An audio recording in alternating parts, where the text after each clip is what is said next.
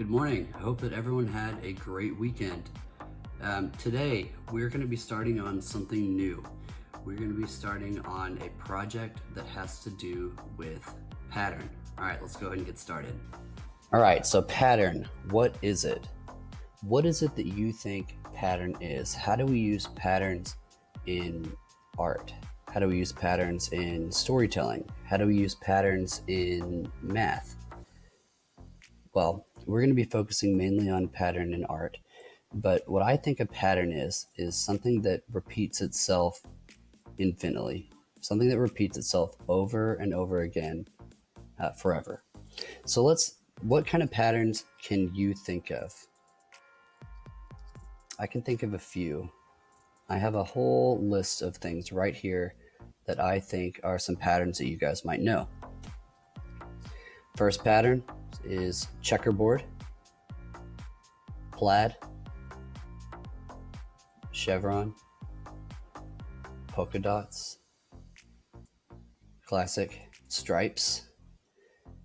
I think that animal print also counts. I think that animal print's very interesting, something that can repeat like that. Camo, something a little more unconventional like puzzle pieces. This one's kind of old school. This one's called Argyle. This is one that I really, really like, and it just starts off, this is called an infinite hallway pattern.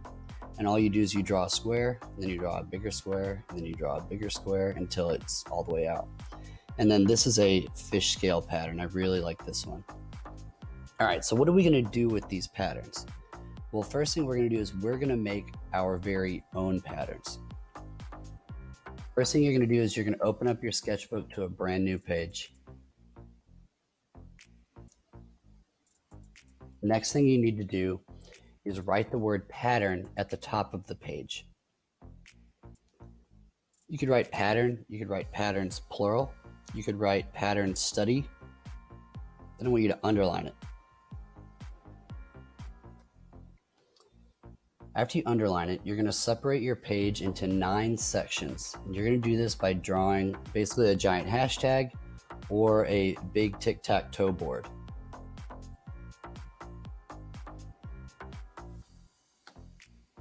Then in each section, you are going to draw what I call a complex pattern.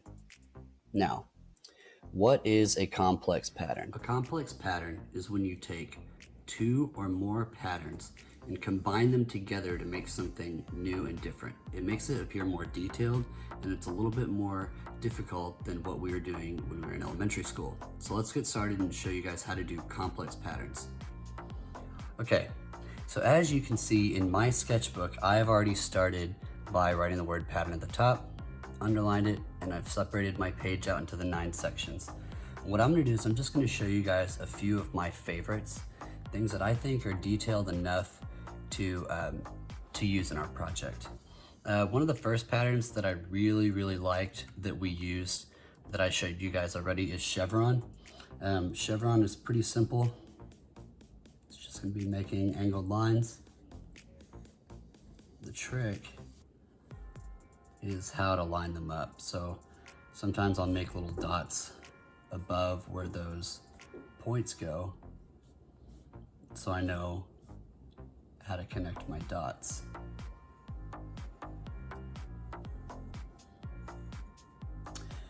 What we're doing now is not going to be used in our final copy. This is all just project prep. So that's basically just prepping for the project ahead. It's all practice. Okay, so after it's not as even as I'd like, but that's okay.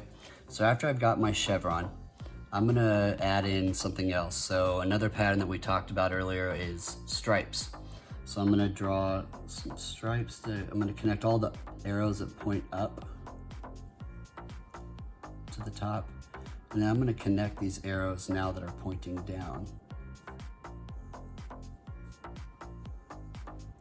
I'm gonna connect the arrows pointing up again.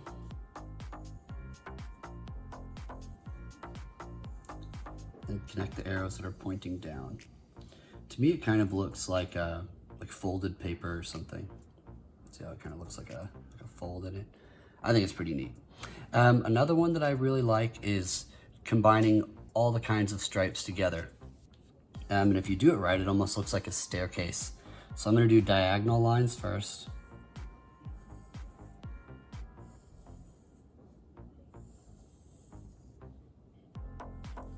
These are optional. If you guys do not want to do these patterns and you want to do your own patterns, you're welcome to do it.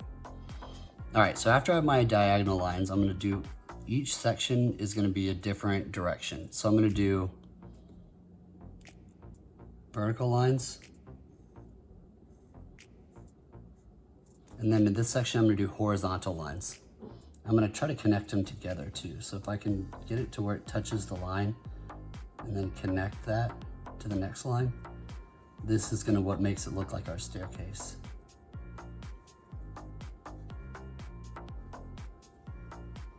Okay, so this one is vertical again. Can you see the illusion yet?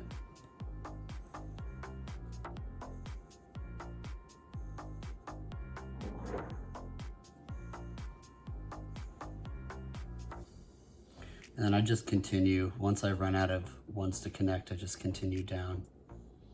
I'll do one more section. So this next section is going to be horizontal lines again.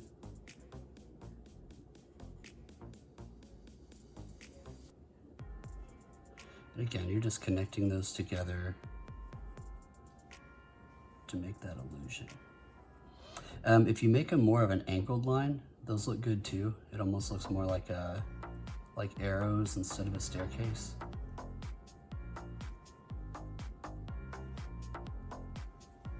Okay, but I think you get the idea, yeah.